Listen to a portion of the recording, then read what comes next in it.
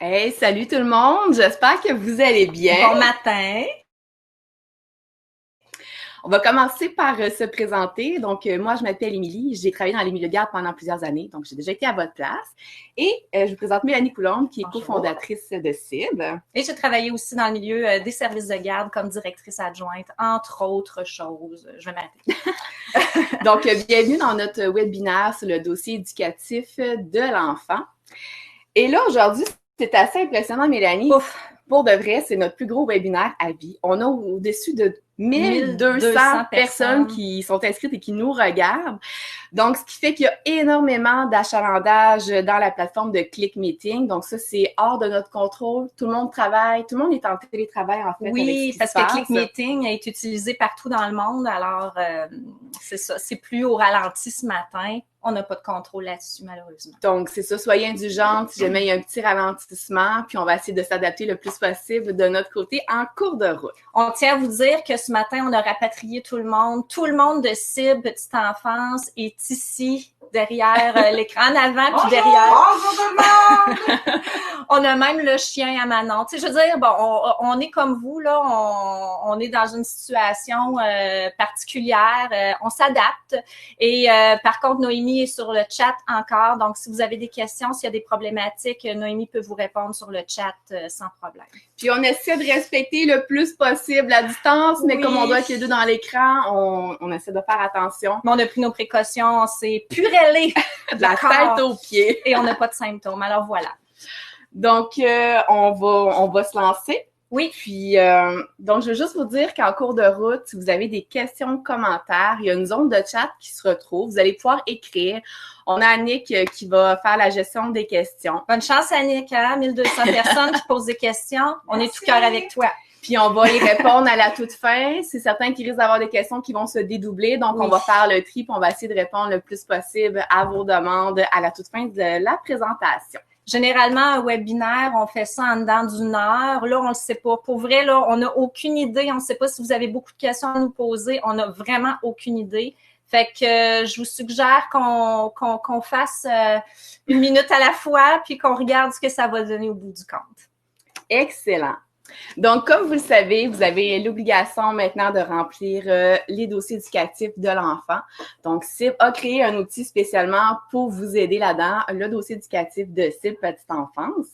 Donc, ce qu'on veut faire, c'est vous accompagner dans votre démarche. On va vous expliquer comment ça fonctionne, comment l'utiliser au niveau technique, au niveau pédagogique. Avec vos obligations, comment écrire, quoi écrire. On va vraiment se baser sur les obligations du ministère.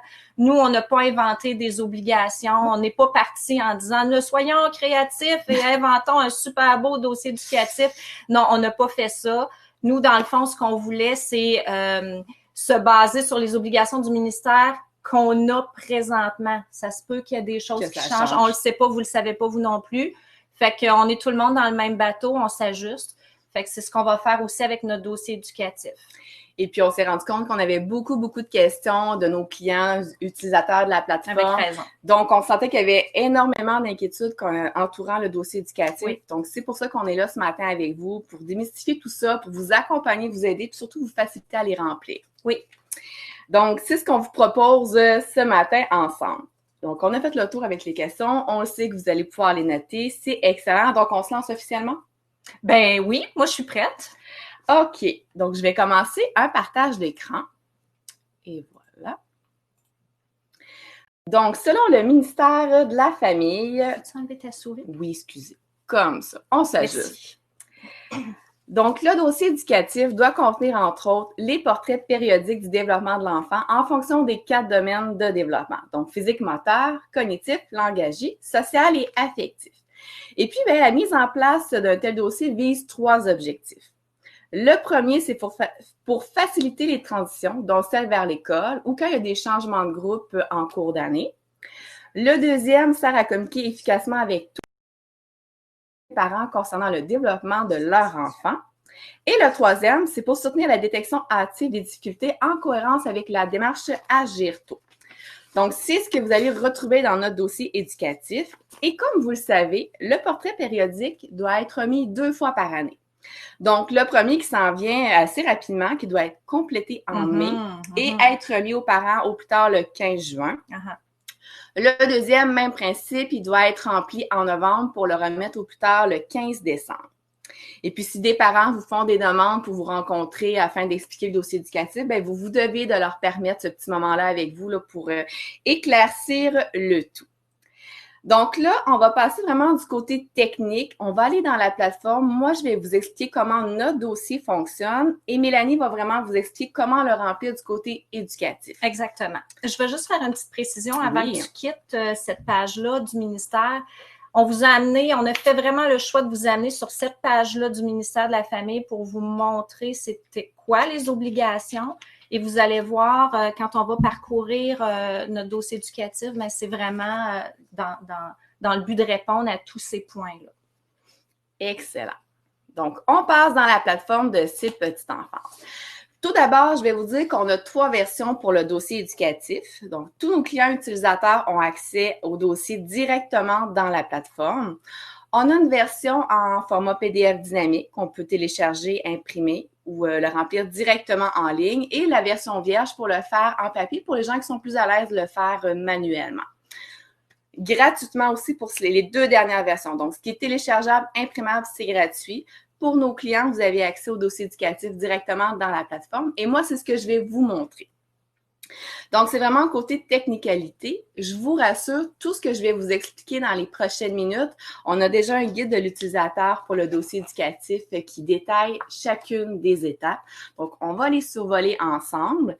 Et puis, Mélanie va rusher son petit grain de sel en cours de route. Tout le temps. Puis, je tiens à vous dire là, que le guide d'utilisation, là, est-ce qu'on peut revenir à moi? Je veux juste montrer vite fait, là.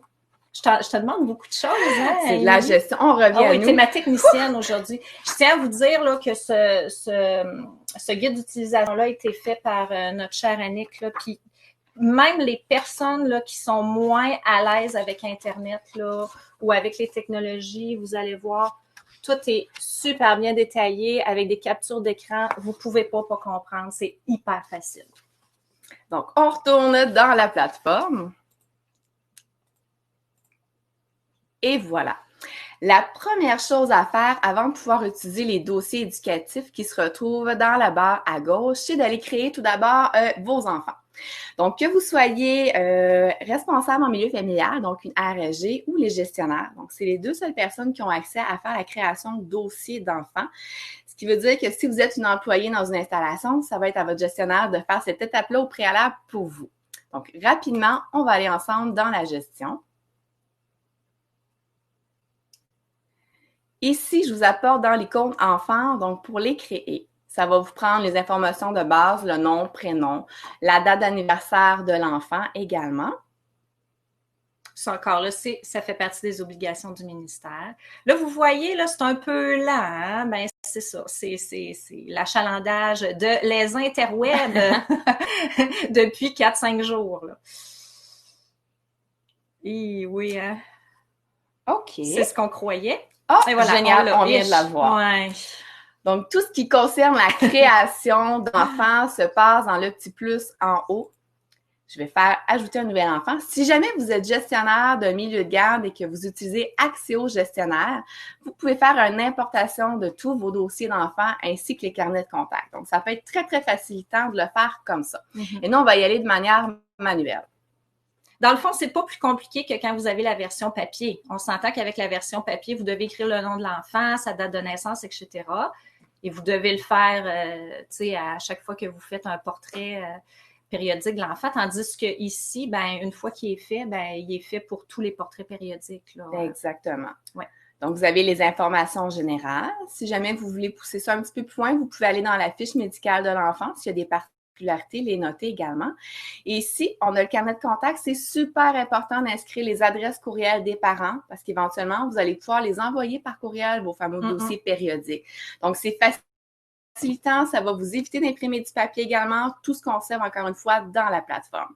Puis en l'envoyant par courriel, ben, on peut demander un accusé-réception. Vous avez une preuve que le parent l'a bien reçu, etc. Donc, ça aussi, ça peut être aidant. Parfait. Donc, on crée comme ça tous nos dossiers d'enfants et maintenant, je vous apporte dans le dossier éducatif. On va laisser le temps à la plateforme de se rendre au bon endroit. Et voilà, on est arrivé. C'est pas super, c'est pas super. Je m'attendais vraiment plus long que ça pour Internet ce matin. Là, je suis contente. Donc, si vous êtes un service de garde en installation, tous vos enfants vont être regroupés ici par ordre alphabétique. Donc, encore une fois, c'est facilitant d'aller les chercher. Et nous, on va aller dans le dossier de notre beau Émile. Ah oui. Donc, je vous apporte sur profil et dossier. Dans le fond, on a rempli un dossier pour vous. On a fait semblant qu'on était une éducatrice. On a rempli son premier portrait périodique. Excellent. Donc, encore une fois, vous avez deux options ici. On peut passer directement dans le dossier éducatif de l'enfant et on peut aller dans le profil, ce qu'on a rempli au préalable avec les informations, s'il y avait des particularités au niveau de la fiche médicale, les carnets de contact, on les retrouve ici. Parfait. Et nous, ce qui nous intéresse, c'est vraiment le dossier éducatif de l'enfant.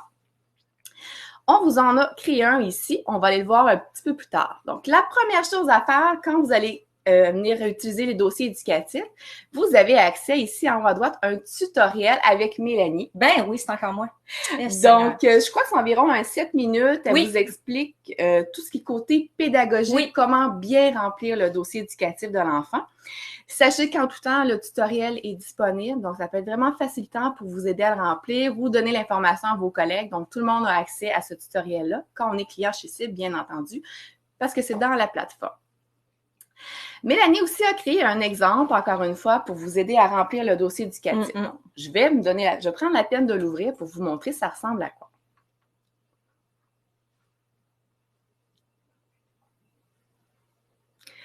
Donc, ça, c'est la version complète qui a été remplie sur ordinateur par Mélanie. Est-ce que tu veux en parler tout de suite ou tu veux?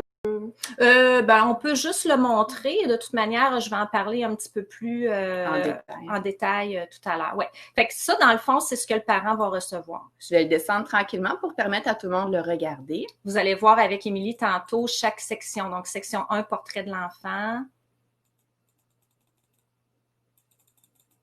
Section 2, les 4 domaines de développement. On continue. Le premier domaine. Voilà. Le deuxième domaine. Là, on passe vite. Là. Vous n'avez pas le temps de le lire, puis c'est correct. C'est voulu parce qu'on va y revenir tout à l'heure. Le troisième domaine. Et le dernier domaine. Oups, là. Wow, on est allé Mon vite. doigt a été trop vite. Voilà. Est-ce que tu aurais aimé, Émilie, que j'en parle tout de suite ou bien... Je pense que ça serait bien parce qu'il est déjà rempli. Ça serait peut-être facilitant. Bon, ben regardez ce qu'on va faire. Oui, s'il te plaît. Puis là, je vais être obligée de tricher. Là, je vais mettre mes lunettes. Voilà. C'est pas parce que j'en ai besoin, c'est parce que je suis stressée et je vais me cacher derrière. Tu l'as agrandi, tu es donc bien fine. Merci. Merci. Excellent. Parfait. Donc, nous, ce qu'on a fait, c'est qu'on s'est dit, on va séparer le travail que vous avez à faire pour remplir le portrait périodique en 4 sections, 4 étapes. Là, ici, vous ne le voyez pas clairement, mais tantôt, là, je vais demander à Émilie de vous le montrer. Dans l'action, quand vous le remplissez, ça ressemble à quoi? Ça a l'air de quoi? Mais dans les faits, ça va être le résultat final. Dans la première section, portrait de l'enfant, vous devez avoir cette section-là, portrait de l'enfant. Nous, ce qu'on a choisi, tu peux peut-être le baisser un petit peu, Émilie. Ce qu'on a choisi ici, c'est de sortir, dans le fond, ce qui caractérise le plus l'enfant en ce qui concerne ses intérêts, sa personnalité et ses attitudes, ses aptitudes, etc. Donc, ici, on a plusieurs questions qu'on vous propose. L'activité que l'enfant préfère à l'intérieur, repas collation que l'enfant préfère, son trait de personnalité, la fois où l'enfant nous a fait le plus rire, etc. Et là, c'est à vous tout simplement de remplir au meilleur de votre connaissance. Vous voyez, moi, là, dans mon exemple, jouer avec les camions et les voitures. J'ai pas écrit un roman, mais si vous êtes plus volubile que moi, vous avez le goût d'écrire plus, inquiétez-vous pas, il y a la place en masse pour ça. Quand vous le faites sur l'ordinateur, via la plateforme, il y a un rectangle que vous pouvez agrandir, vous écrivez comme vous voulez. Si vous le faites sur la version papier, on a fait un espace quand même assez intéressant. Fait que je pense que vous allez pouvoir y arriver facilement. Moi, ce que je vous conseille, c'est sûr que, écoutez, moi, je suis pas le ministère, là, mais j'y vais avec la logique, puis j'y vais avec, tu sais, mes connaissances en pédagogie. Clairement, l'enfant, en dedans de 6 mois, peut changer ses intérêts, peut changer au niveau de sa personnalité. Un enfant, ça évolue rapidement. Moi, ce que je vous suggère, c'est de revenir à chaque fois que vous remplissez le portrait de l'enfant, c'est que de revenir à chaque fois, de ne pas prendre pour acquis que c'est rempli, puis que c'est rempli pour ses 5 ans en service de garde, mais de revenir à chaque fois pour voir si, par exemple, est-ce que son intérêt a changé? Ce qui rend l'enfant triste aujourd'hui, il n'est peut-être pas dans 6 mois. Fait que ça serait important de remettre ces informations-là à jour. Et puis, c'est intéressant aussi comme éducatrice de voir, hein, c'est drôle, il y a 6 mois, là, l'enfant, ben, c'était ses plus belles qualités, ben, c'est qu'il était aidant. Puis là, ça fait 6 mois, puis finalement, il n'y a plus du tout les autres. Qu'est-ce qui s'est passé? Pourquoi c'est comme ça? Fait que ça vous permet de réfléchir puis d'en apprendre un petit peu plus sur les enfants. Alors voilà pour cette première section. Cette première section-là est quand même rapide à remplir puis facile parce que les questions sont déjà là pour vous. Deuxième partie maintenant, ça c'est la partie la plus, je vous dirais la plus, c'est celle qui stresse le plus les éducatrices là, de ce qu'on a entendu parler. Donc, c'est les 4 sections sur les 4 domaines de développement. Moi, là, c'est petite enfance, on n'a rien réinventé. Hein. On est allé voir, dans le fond, le programme éducatif du ministère. Si vous regardez votre programme éducatif du ministère, dans la section table des matières, vous allez voir dans le chapitre 5, les domaines de développement sont là. Et chaque élément qui constitue les domaines de développement sont là aussi. Alors, c'est ce qu'on a refait. Premièrement, où l'enfant est rendu dans son développement concernant son développement physique, son développement corporel et son développement moteur. Ça, c'est les éléments dans le programme éducatif qui constituent le développement physique et moteur. Alors, vous, ce que vous avez à faire, c'est de prendre un moment dans la vie de l'enfant ou 2 moments dans la vie de l'enfant. Ça, je vous laisse voir avec votre direction. C'est quoi de votre BC vous demande, c'est quoi que votre direction vous demande, etc. Donc, moi, je l'ai fait avec une observation, c'est-à-dire à un moment précis dans la cour extérieure. Ça, c'est l'exemple que je vous ai donné, que je vous laisse ici. Donc, où l'enfant est-il rendu dans son développement concernant son développement physique, corporel et moteur? Alors, moi, ce que j'ai mis, comme vous pouvez voir, c'est lorsqu'Émile joue à l'extérieur, j'ai remarqué qu'il met assez souvent des roches et du sable dans sa bouche. Il semble donc que concernant son développement sensoriel, les textures l'intéressent. Il lève toujours la tête lorsqu'un oiseau chante et se met à chanter lui aussi. Il semble que dans son développement sensoriel, les sons des oiseaux l'intéressent.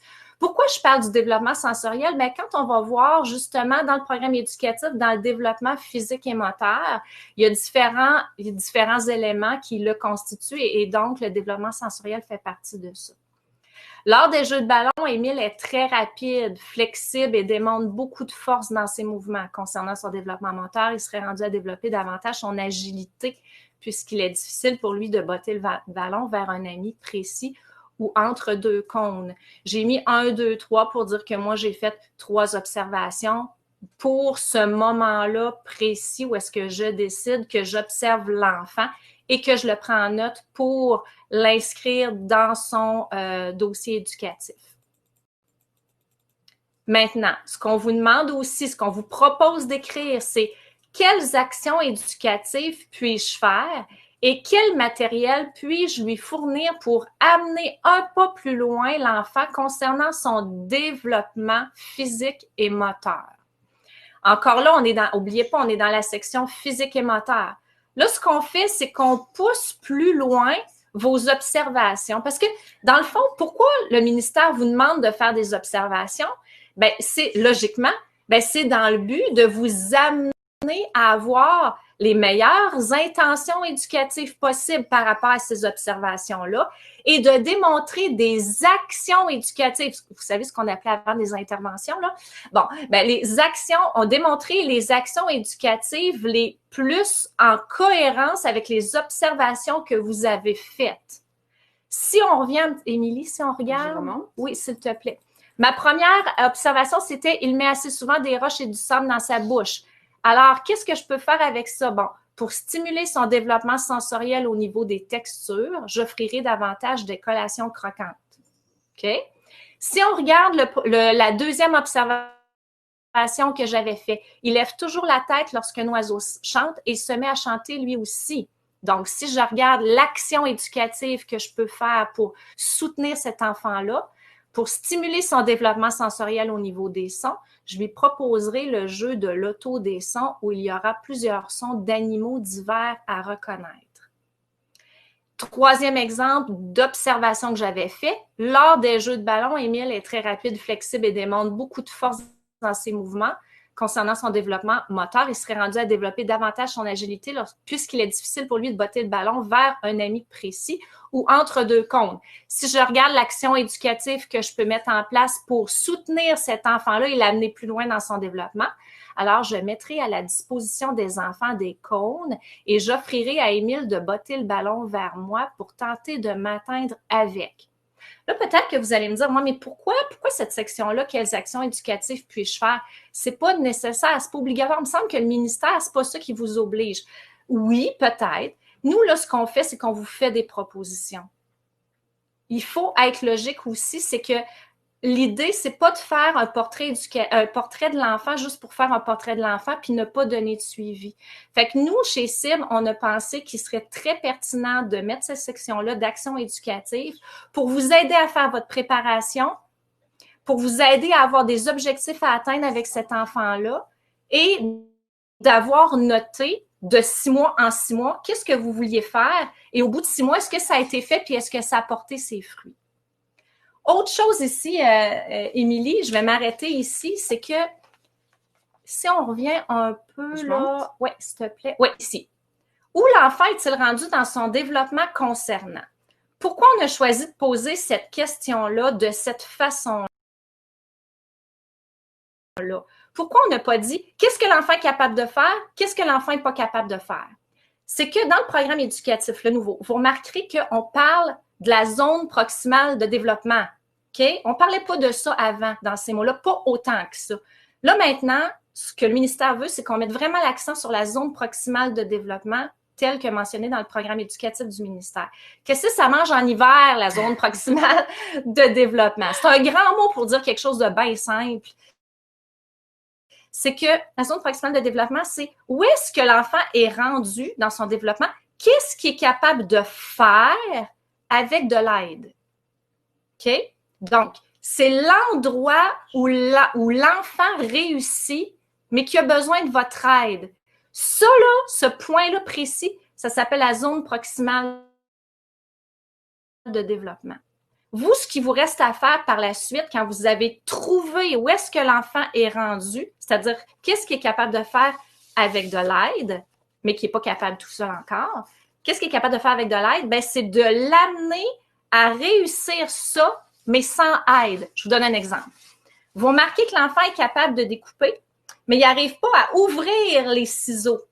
Donc, il est capable de le faire, mais si vous l'aidez en faisant le geste avec sa main. Donc, ça, c'est sa zone proximale de développement pour les ciseaux. La prochaine étape pour vous, ça va être de le stimuler pour qu'il réussisse à ouvrir les ciseaux, mais sans que vous soyez là derrière lui pour l'aider. Ça, c'est aussi simple que ça, la zone proximale de développement. Peut-être que votre BC, peut-être que vos gestionnaires vont vous demander pour remplir le programme, le dossier éducatif de suivre le développement normal des enfants selon l'âge des enfants. Nous, notre dossier éducatif, il est basé davantage sur la zone proximale de développement. L'avantage de ça, c'est qu'on suit les recommandations du ministère parce qu'on répond au programme éducatif. L'autre avantage de ça aussi, c'est que l'enfant, il n'y a pas moyen avec la zone proximale de développement de dire « Ah ben l'enfant n'est pas capable de… » Donc, là, on a des inquiétudes, on a des interrogations, on est stressé pour l'enfant, puis là, on y met de la pression. OK? Donc, l'enfant est unique, on le sait. Donc, en se basant sur où est-ce qu'il est rendu dans son développement, lui, ben ça vous donne beaucoup plus de pouvoir comme éducatrice pour l'amener juste un pas plus loin dans son développement. Excellent. T'as-tu des choses à rajouter là-dessus, Émilie, ou tu penses que j'ai fait le tour C'était pas mal? très, très complet. Ah oui, j'espère. Parce que c'est ça fait peur beaucoup là, quand on parle de la zone proximale de développement, mais je vais être bien honnête avec vous. Moi, là, je trouve tellement que ça nous simplifie la vie. Là. On se concentre sur l'enfant, on regarde où est-ce qu'il est rendu, puis on l'amène un pas plus loin. Vous allez remarquer que dans le dossier éducatif, pour les 3 autres domaines de développement, c'est la même. Regardez le développement cognitif, là.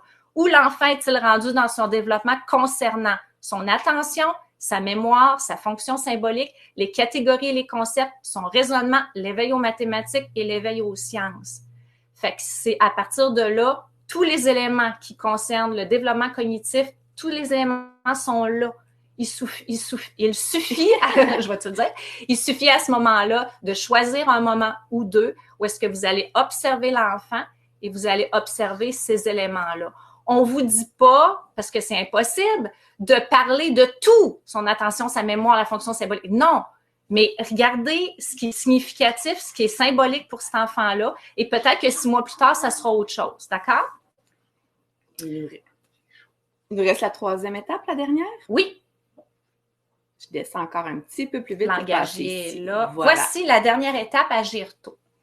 Éléments du développement de l'enfant qui devront être stimulés davantage, stimulés autrement ou surveillés afin de lui assurer une meilleure transition vers l'école.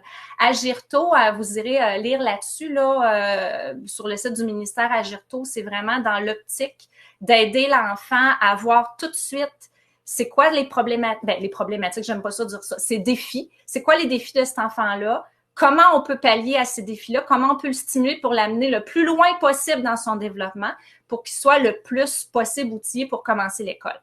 Donc, je vous donne un exemple. Un enfant, bon, ici, là, jusqu'à maintenant, Émile ne reconnaît aucune couleur. Bon, il les nomme au hasard.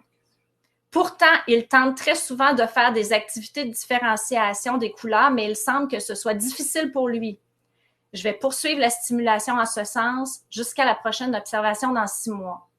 Clairement, si vous écrivez ça à un parent, là, le parent, là, il le sait, là. Le parent, moi, je suis une maman, là, je lis ça. Ce que je sais, c'est que l'éducatrice a compris que mon enfant ne reconnaît pas les couleurs. Moi, si je ne l'avais pas remarqué chez mon enfant, clairement, là, je le sais qu'il y a un défi. Fait que comme parent, je vais peut-être avoir le goût de travailler avec vous. Je vais peut-être avoir le goût de dire, ah ben, coudonc, moi aussi, je vais essayer de le stimuler à la maison. C'est pas tous les parents qui vont faire ça, vous n'avez pas de contrôle là-dessus. Mais clairement, vous donnez une chance aux parents de vous accompagner puis de devenir un bon collègue de travail pour vous. Ensuite, quand vous dites, je vais poursuivre la stimulation en ce sens jusqu'à la prochaine observation dans 6 mois. Là, vous vous donnez une belle pogne, là, parce que dans 6 mois, si Émile, il ne reconnaît toujours pas ses couleurs, puis vous l'avez stimulé, là, ça va être possible et ça va être beaucoup plus facile pour vous de dire aux parents, écoute, ça fait 6 mois, comme tu as vu dans le dernier portrait éducatif, ça fait 6 mois que je stimule ça, je n'ai pas vu de changement. À ce moment-là, là, le parent, il va être probablement plus motivé à dire, écoute, je pense que je vais peut-être aller consulter l'optométriste, là, ou je vais peut-être aller consulter à l'externe parce que clairement, là, je me n'attendais. Là. Tu m'en avais parlé, tu as travaillé là-dessus, puis là, c'est justifié que de tout simplement arriver comme un cheveu sur la soupe puis dire, tu devrais aller consulter, je pense que ton enfant a des problèmes. Voyez-vous? Fait que tout est dans la façon de le rédiger, tout est dans la façon de l'écrire, et je crois qu'on a réussi par des questions très précises à vous amener à faire ça. L'autre chose aussi, on va vous envoyer un beau cadeau. Merci Annick. Annick a travaillé fort là-dessus hier soir et ce matin. Je l'ai ici. Est-ce que tu veux qu'on te voit toi? Non. D'accord. Non. Voilà, regardez.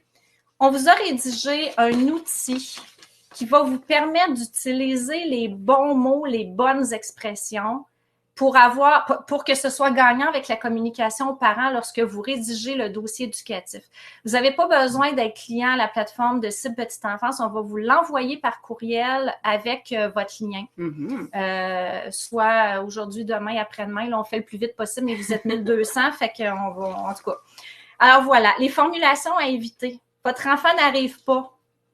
Ben là, on vous suggère d'y aller avec, à partir de mes observations, votre enfant est en mesure de. Votre enfant est incapable de. Ben, on vous suggère d'y aller avec votre enfant est capable de ou votre enfant arrive à. Selon son âge, votre enfant devrait réussir à, concernant son développement, votre enfant est rendu à réussir avec de l'aide. Parce que vous l'avez toutes, même moi, on l'a tout vécu, tu sais, selon son âge, ben, ton enfant devrait être capable de descendre des escaliers en alternance, ou il devrait être capable de parler plus. Puis là, le parent répond, ouais, mais c'est parce que c'est un dernier de famille, puis les autres ont tout débloqué, rendu à maternelle. Hein? Vous faites dire ça. Ben, au lieu d'utiliser ce type de formulation-là, mais quand on parle du développement, concernant son développement, votre enfant est rendu à réussir à dire X nombre de mots, mais avec de l'aide, je vais l'amener un petit peu plus loin. C'est beaucoup plus gagnant. Votre enfant n'est pas encore en mesure de, on vous suggère, votre enfant connaît encore des difficultés à faire telle ou telle chose sans aide, mais nous y travaillons actuellement pour qu'il réussisse seul. Ou encore, la prochaine étape à franchir pour votre enfant est de réussir à, et nous y travaillons. Et enfin, j'ai des inquiétudes concernant, ou votre enfant aurait besoin de consulter à l'externe au sujet de, ou encore, je ne sais plus quoi faire concernant, ou encore, votre enfant ne progresse pas concernant. Mais là, à ce moment-là, nous, on vous suggère, plus d'observations de ma part et plus de stimulation devront être faites concernant telle chose. J'aimerais discuter avec vous de la stratégie que je compte employer et du support que l'on pourrait s'offrir mutuellement concernant telle chose.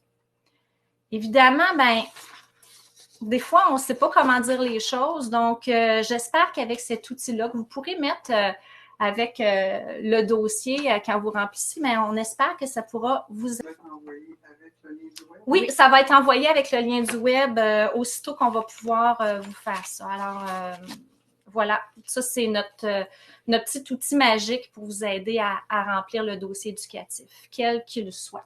Exactement. Donc là, on va revenir dans la plateforme. Oui, parce que là, ce qui arrive, c'est que moi, je viens de vous parler de la bonne façon, hein, d'une façon gagnante de remplir le dossier éducatif. Là, vous allez voir qu'on vous a mis sur la plateforme plein de petits outils qui vont être facilitants encore plus pour remplir le dossier éducatif. Donc, on va vraiment aller faire comme si on faisait une création de nouveaux dossiers. On va tout simplement sur le bouton « Ajouter ». Et c'est les mêmes informations qu'on a vues tout à l'heure avec Mélanie, avec l'exemple qui était déjà rempli. Je ne suis pas sur le partage d'écran? Non. Attendez. On me dit que je ne suis pas sur le partage d'écran. Voyons. Et qu'on nous voyait. Attendez. Non, t'étais pas. Ben oui. Fait que là, j'ai bu dans la face de tout le monde. Oui, exactement. Ben c'est le fun! Ben écoute, je suis un humain. Donc, ça fonctionne, tout est bon? Donc, j'ai tout simplement fait ajouter au dossier ici. Et c'est les mêmes informations que Mélanie vous a montrées tout à l'heure dans son exemple. Donc, on remplit la date d'entrée au service. On peut inscrire le nom des parents ou des tuteurs légaux si jamais c'est le cas. Et là, ici, comme on fait des observations en mai et en novembre, vous allez pouvoir sélectionner. Et l'année d'observation, bien entendu, on est en 2020. Donc, ici, comme Mélanie le mentionnait tout à l'heure, en lien avec le portrait général de l'enfant, vous inscrivez les informations. Il n'y a pas de limite. Si jamais vous êtes inspiré, vous voulez mettre beaucoup de texte, bien, ça va s'agrandir. Il n'y a pas d'inquiétude. Vous pouvez même les agrandir vous-même. Oui, regardez. Donc, tout est ajustable. Hein? Oui.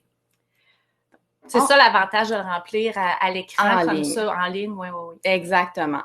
Donc, par la suite, on passe au domaine de développement. Et là, pour vous donner un petit coup de main supplémentaire, on a fait des liens directs avec le programme éducatif du ministère.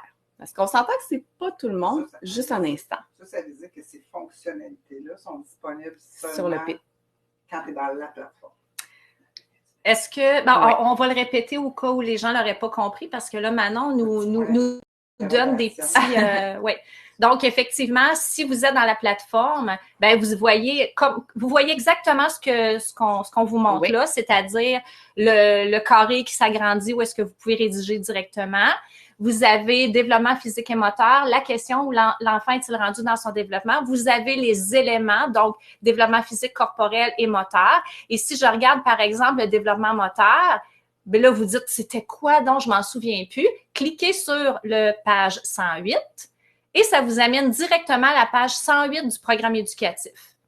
Fait que vous voyez, c'est quoi le schéma corporel fait partie du développement moteur. Et là, vous voyez c'est quoi exactement. Puis vous pouvez, à ce moment-là, donner de l'information et faire vos observations en lien avec ça.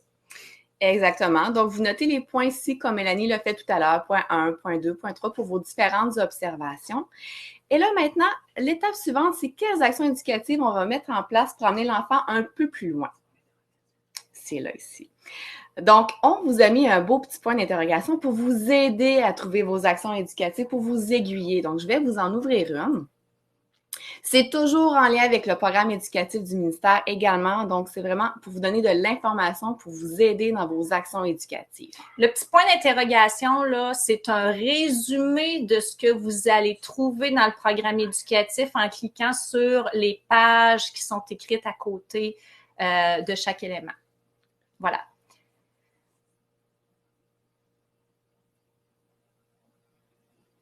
Je le ferme ici. J'aimerais revenir aux quelles actions éducatives puis-je faire. On a marqué à côté page 114, si tu peux y aller, Émilie, s'il te plaît. À ce moment-là, il y a des exemples d'actions éducatives qui viennent directement du programme éducatif en lien avec le domaine de développement que vous êtes en train de remplir.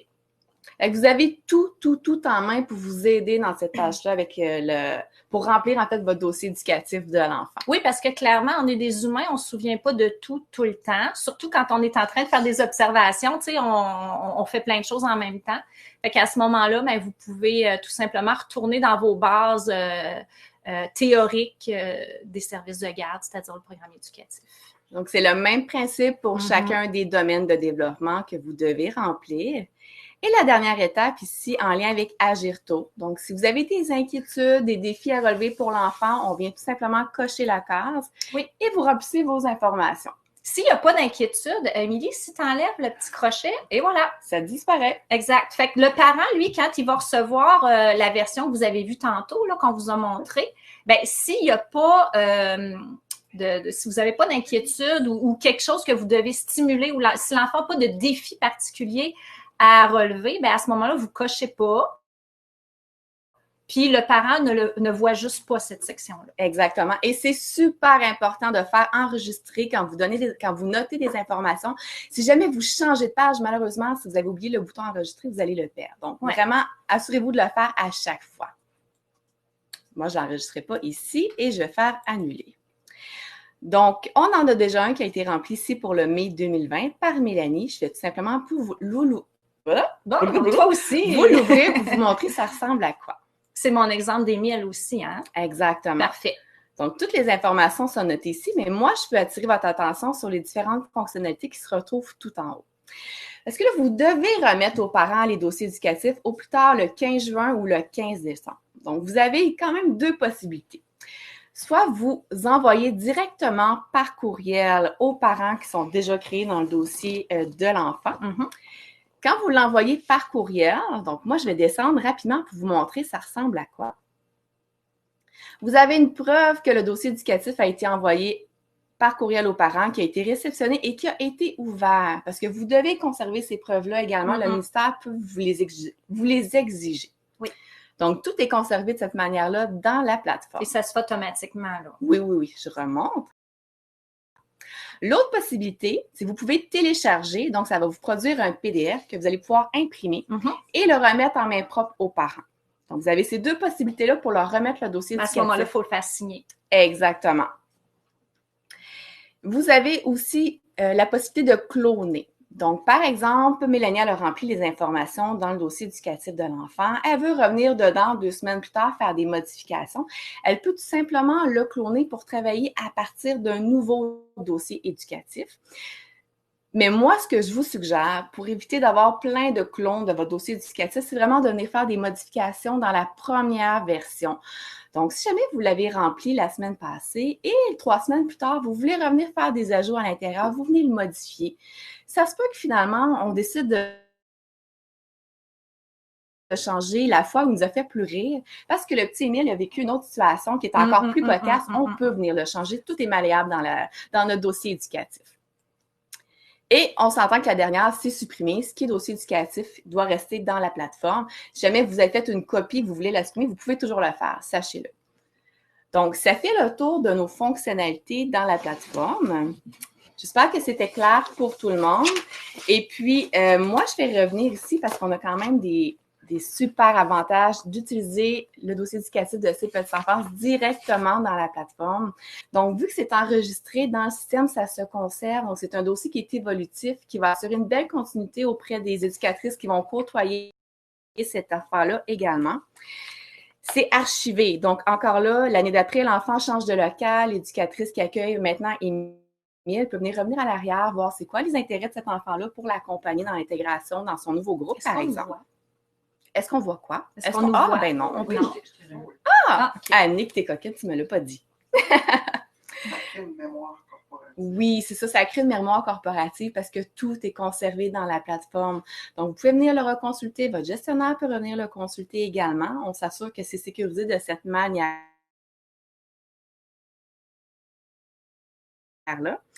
Et puis, comme j'ai mentionné, vous aviez accès à des liens directs dans la plateforme. Quand on le remplissait tout à l'heure avec les pages du ministère, donc c'est ce qu'on ne retrouve pas dans les versions qu'on vous offre gratuitement. Donc, ça, c'est vraiment pour nos membres. Et le petit point d'interrogation aussi pour vous aider dans vos actions éducatives. Donc, la version électronique du dossier éducatif est vraiment là pour vous faciliter la vie et vous accompagner dans votre démarche. Et puis encore là, bien, ça conserve la preuve, comme je vous ai montré tout à l'heure, quand on l'envoie par courriel aux parents, ce qui vous évite d'imprimer du papier également. Puis on économise du temps et de l'argent au niveau de la manipulation. Tout se fait directement dans la plateforme. Mais on est sûr de rien perdre. Hein? Égarer un dossier éducatif d'un enfant, my God, c'est terrible. Là, hein? Il est où? Puis c'est confidentiel. Puis bon, fait que dans le fond, en utilisant les technologies, on est toujours plus avantageux. Ben, je pense qu'on a fait le tour. Je pense qu'on a fait le tour. Là, on va y aller avec la période de questions, mais moi, j'ose poser la première question. C'est parce que je l'ai entendu beaucoup. Peut-être qu'elle va ressortir aussi, là, je ne le sais pas. C'est qu'il y a plusieurs personnes qui nous ont dit, mais pourquoi on ne peut pas prendre l'agenda de l'enfant, tout ce qu'on écrit dans l'agenda de l'enfant, puis l'exporter? Puis dans le fond, c'est ça notre dossier éducatif. En fait, il faut faire la différence entre l'agenda de l'enfant, où est-ce qu'on a dit, aujourd'hui, on est allé au parc pour stimuler l'équilibre, et le dossier de l'enfant, où est-ce que le ministère nous demande de faire une observation à 1, 2, 3 moments dans la vie de cet enfant-là, dans ce 6 mois-là. C'est vraiment différent. Donc là, d'une part, dans l'agenda, on sait ce que l'enfant a développé dans sa journée, ce qu'il a fait, ce qu'il a développé. Puis dans le dossier éducatif, là, on parle vraiment du développement, où est-ce qu'il est rendu à partir d'observation. C'est pas du tout la même chose. Si on fait une exportation de ce qu'on a pris dans l'agenda, c'est phénoménal, le nombre de pages de toute façon. C'est trop d'informations que de toute manière, le parent a déjà lu, il est au courant. Mais là, ça demande un résumé, un wrap-up, excusez-moi l'anglais, là, mais tu sais, ça demande de prendre toute cette information-là et d'en faire un résumé qui est collé à la réalité développementale de cet enfant-là. Voilà, j'avais terminé. Est-ce qu'on a 6643 questions? Oui!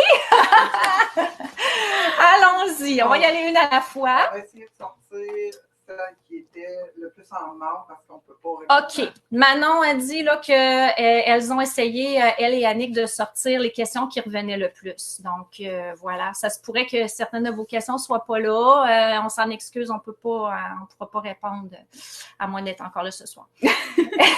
Est-ce que le dossier, ça commence même pour les poupons? Ben, en fait, le dossier éducatif, c'est les enfants des services de garde. Donc, le ministère n'a pas mis de restriction au niveau de l'âge, fait que c'est pour tout le monde. Puis nous, on n'a pas de version différente de dossier éducatif pour les poupons et les enfants de 18 mois et plus. Comme on l'a mentionné tout à l'heure, il n'y a pas de catégorie d'âge, ce que l'enfant devrait normalement faire rendu à ce stade-là. Donc, vous pouvez l'utiliser autant pour les poupons que pour les enfants plus vieux. Exactement. Le dossier éducatif, hein, c'est les 4 domaines de développement. Fait que les 4 domaines de développement, c'est pour tout le monde, même les poupons, même ceux de 5 ans. Donc, oui. Est-ce que le dossier... C'est la même. C'est la même question. Excusez. Comment le faire sans pouvoir observer les enfants présentement avec tout ce qui se passe? Bien, clairement, là, attendez, là, tu sais, le ministère, il sait ce qui se passe. Le ministère, il s'ajuste. C'est ça. OK. Bon. Si vous avez à remplir présentement, les enfants sont peut-être pas là présentement, mais clairement, à tous les jours, à toutes les minutes, vous étiez avec ces enfants-là, vous les avez observés, vous les connaissez. Fait qu'au lieu de faire une observation là, parce que clairement, l'enfant n'est pas là, bien, essayez de vous souvenir quand on a fait telle activité, Émile, comment il a réagi, qu'est-ce qui s'est passé? Retournez voir dans notre dossier éducatif avec les pages. Comment il avait parlé au niveau sensitif, comment ça s'est passé, au niveau des déguisements, etc. Prenez tous point par point, puis je suis persuadée que vous allez trouver des éléments à écrire. Vous savez, il y a une différence entre le savoir et le savoir-faire. Clairement, quand on a des bons savoir-faire, c'est parce que c'est basé sur des super bons savoirs. Mais des fois, on ne sait pas qu'on sait. OK? Fait que peut-être que vous ne connaissez pas les éléments par cœur, là, les éléments de chaque domaine de développement. Ça se peut. Mais vous avez l'expérience assez pour quand même les avoir observés. Et quand vous allez revenir, vous allez lire la théorie pour chacun des éléments. OK, sensitif, ça veut dire ça. Ah, ben oui, cet enfant-là, effectivement, ben, quand on mange quelque chose de plus mou, il veut pas manger. Ah, OK. Vous allez être capable de trouver une façon de l'écrire. Clairement. Vous les avez fait, les observations, sans le savoir, mais vous les avez fait pareil. Une éducatrice remplaçante, comment doit-on pour mieux donner les informations à l'éducatrice? Comment doit-on faire, j'imagine, pour mieux donner les informations à l'éducatrice? Ben, tu sais, vous savez, il y a plusieurs façons de faire. Vous pouvez prendre en note certaines choses que vous voyez significatives sur l'enfant, prendre des notes, les donner à l'éducatrice titulaire. Vous pouvez remplir le dossier éducatif à deux.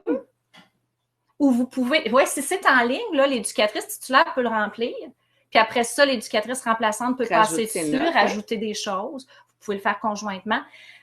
Il y a mille et une façons. Vous savez, remplir un dossier éducatif, on peut tous utiliser le même dossier puis tout le remplir d'une façon différente. On veut que ce soit quelque chose qui répond à vos besoins et qui vous dénature pas.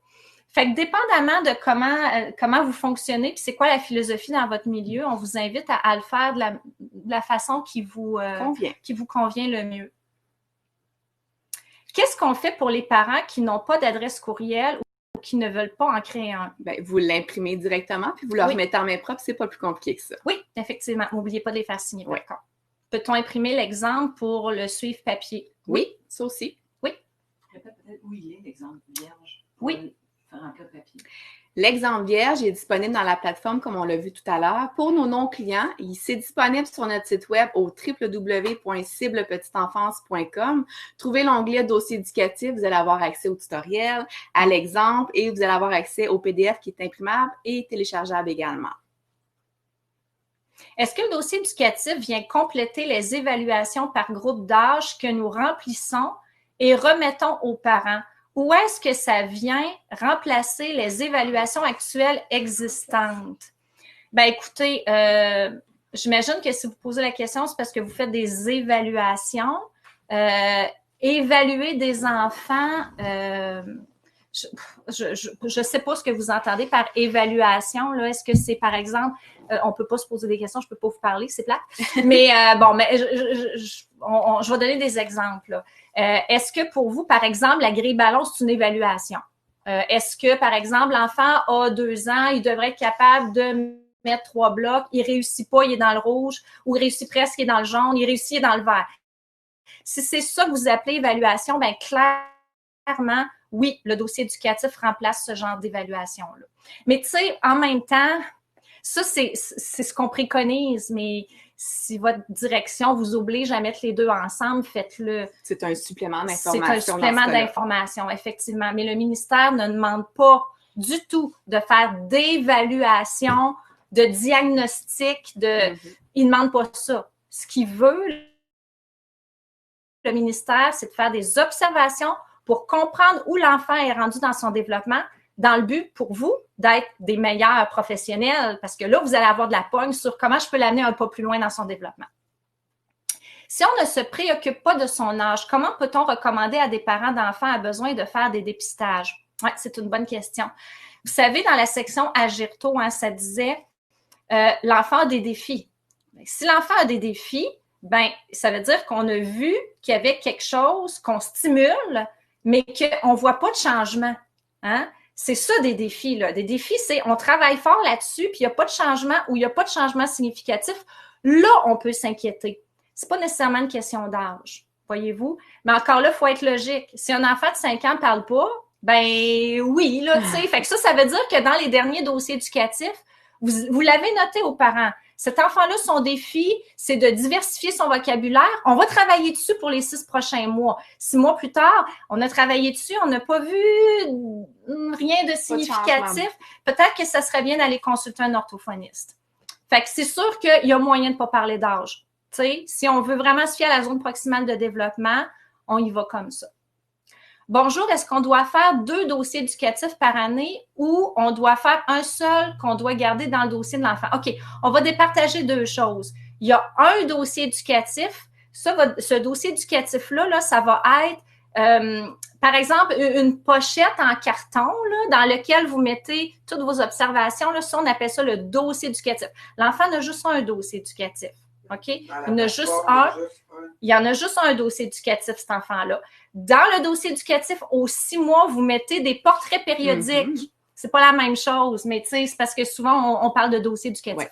Mais à chaque 6 mois, vous sortez un portrait périodique. Ça, c'est-à-dire 1, 2 observations que vous avez faites sur l'enfant pendant ces 6 derniers mois-là. Et tout ça, là, ben, ça devient le dossier éducatif de l'enfant. Est-ce que j'ai répondu à la question? C'était ça la question? C'était oui. Ça? OK. Mais en n'ayant pas d'objectif en tant que tel, seront-ils prêts pour l'école qui fonctionne par objectif? Car malheureusement, ils doivent rentrer dans un moule. Je vous dirais que, écoutez, est-ce qu'on a du contrôle sur l'école présentement, nous, en service de garde? Non. OK? Bon. Deuxièmement, qu'est-ce qu'on veut? On veut que l'enfant soit le plus prêt pour l'école. Le plus prêt pour l'école, là, c'est quoi? Est-ce que c'est qu'il soit capable de faire ses boucles de souliers? Est-ce que c'est qu'il soit capable d'écrire les lettres de l'alphabet? De faire un beau rang. De faire un beau rang en ligne en gardant le silence? Ou c'est l'enfant, quand il va pas bien, il va vers un adulte. L'enfant est capable de résoudre ses conflits tout seul que par avec des mots au lieu de fesser. L'enfant est capable de gérer ses émotions. On veut bien plus ça, hein, pour un enfant qui commence la maternelle qu'un enfant qui est capable de faire un rang. Parce que l'enfant va l'apprendre de toute manière à faire un rang rendu à la maternelle. Le cerveau de l'enfant, là, en service de garde, est pas fini de développer. En maternelle non plus, puis ça prend beaucoup de temps. Fait qu'il y a des choses qui doivent se faire dans le temps. Si l'école a des objectifs à atteindre, ils vont les atteindre parce que l'enfant va être rendu là. Nous, ce qu'il faut faire, c'est les développer, leur donner le plus d'outils dans leur boîte, OK, pour qu'ils puissent réussir à atteindre ces objectifs-là à l'école. Fait qu'on pourrait, là, amener un enfant à connaître toutes ces lettres de l'alphabet. On pourrait faire ça, mais c'est pas notre mandat en tant que service de garde. Par contre, si on amène l'enfant à être curieux, si on amène l'enfant à se développer au niveau de « je ne sais pas quoi faire, je trouve une solution », bien, inquiétez-vous pas, rendu à l'école, il va être capable de les apprendre ces lettres de l'alphabet. Là, quand tu rajoutes des choses, hein, si... Au besoin, oui, au besoin. OK. Est-ce que les dossiers antérieurs seront sauvegardés? Est-ce qu'ils pourront être consultés? Dans la plateforme, tout est archivé. Donc, si l'enfant fréquente votre service de garde de 0 à 5 ans, vous allez avoir tous ces portraits périodiques qui vont être archivés dans la plateforme. Et il le faut, hein, oui. Parce que clairement, quand vous allez remplir le 2e portrait périodique, bien, vous allez regarder votre ancien portrait périodique de l'enfant il y a 6 mois, puis vous allez dire « Hey my God, on a travaillé fort là-dessus, puis ça a marché, wow! » Fait que c'est comme ça que vous allez pouvoir réussir à compléter le 2e portrait. Tu envoies le dossier éducatif par courriel et par la poste? On peut le faire par courriel, sinon vous pouvez l'envoyer par la poste, mais en théorie, vous voyez vos parents tous les jours de le remettre en main propre, c'est ce qui est plus simple pour vous. Le ministère ministère oblige une preuve que le parent l'a reçu. C'est soit la confirmation courriel ou signature. OK. Le ministère, merci Manon, le ministère oblige une preuve. Fait que trouvez une façon d'avoir une preuve que vous avez remis le dossier éducatif de l'enfant. Clairement, faites-le pas imprimer puis mettez-le pas dans le casier des enfants là, en disant je l'ai remis telle date. Non, non. Il faut vraiment qu'il y ait une preuve, une signature, un envoi électronique. L'information sensible et très confidentielle. Oui, effectivement, Manon, oui, merci. C'est de l'information sensible et très confidentielle. Donc, c'est ça. On y fait attention, c'est très, très précieux. L'étape 3, est-ce seulement pour les enfants qui vont à l'école ou ça peut-être pour les enfants de 3 ans, exemple, pour l'informer d'un défi quelconque? L'étape 3, là, l'étape agir tôt, c'est pour tous les enfants. OK? Je vous donne un exemple. Un enfant qui vous l'assoyez à la table puis il glisse tout le temps en dessous, bien, clairement, il manque de tonus musculaire. Ça, chez un poupon, on s'en attend. Pour un enfant de 4 ans, bon, fait qu'à ce moment-là, on clique, on va écrire dans défi. Là, pour les 6 prochains mois, le défi à relever pour cet enfant-là, puis c'est là où est-ce que je vais le stimuler, c'est développer son tonus musculaire parce qu'il tombe en dessous de la table au repas. Ce qui fait que 6 mois plus tard, le parent va être mis au courant, là. Fait que 6 mois plus tard, bien, s'il n'y a pas eu de changement, là, vous allez pouvoir le dire aux parents, bien, on a travaillé là-dessus, puis il n'y a pas de changement. Fait qu'il faudrait peut-être aller investiguer le tonus musculaire de cet enfant-là. Est-ce possible d'enregistrer plusieurs fois afin de ne pas perdre des données? My God, oui. Moi, là, quand j'ai fait l'exemple du petit Émile, j'enregistrais. À chaque fois que j'écrivais une nouvelle observation, j'enregistrais. Excusez-moi, je vous ai coupé la parole. Hein? J'ai arrêté là, mais la question, c'était essentiellement ça. Oui. OK. Oui, enregistrer plusieurs fois. On n'est jamais trop prudente. Avant que le dossier éducatif soit envoyé aux parents, je tiens, directrice, à faire une révision pour vérifier l'orthographe et le contenu. Est-ce possible? Bien sûr, c'est possible. Oups. Bien sûr, c'est possible. Comment elle peut s'y prendre? Le même principe, la directrice a accès à tous les dossiers éducatifs. Elle va se connecter dans la plateforme dossier éducatif, cliquer sur l'enfant, voir le dossier mai 2020, d'aller faire des vérifications, vous pouvez le faire. Là.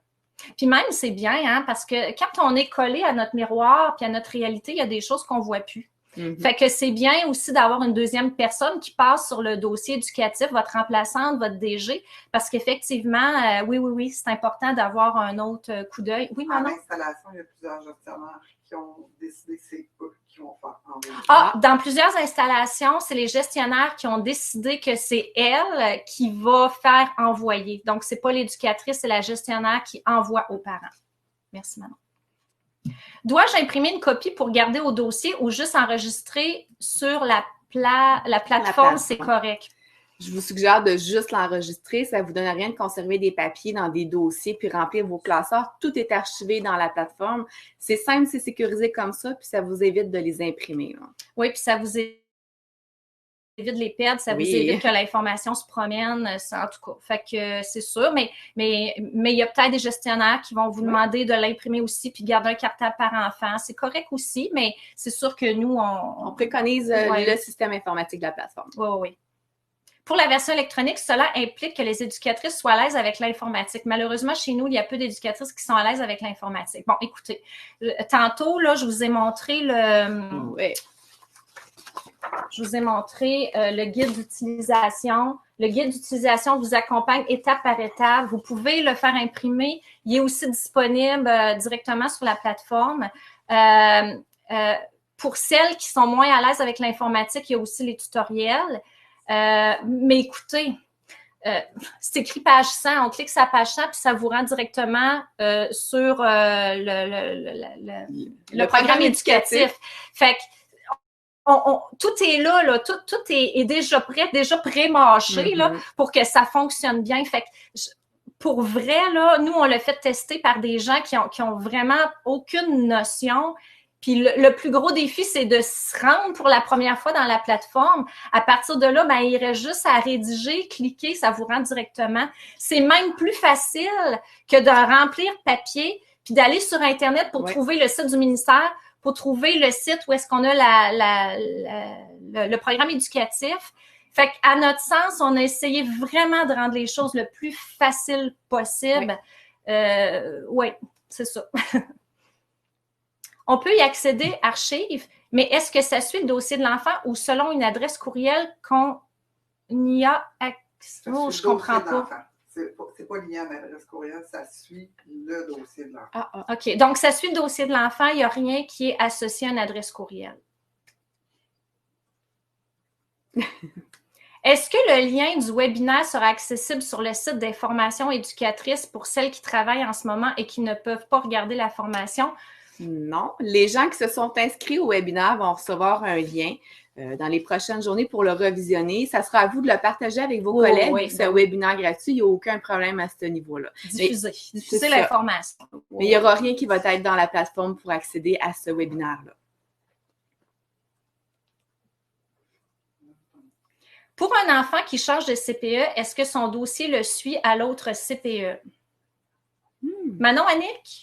Ben, s'ils l'ont mis papier, pour vrai, on n'a pas la réponse. Oui, on va essayer de réfléchir avec vous. L'enfant qui est créé, si l'enfant change de CPE, son dossier, puis qu'il utilise notre plateforme, oui, mais s'il ne l'utilise pas, il faut que ça soit le papier qui suit. Parce que le dossier est remis aux parents et conservé seulement. Oui, bon, OK, on va y aller une étape à la fois. Si vous faites un dossier papier, le dossier papier est dans le CPE 1.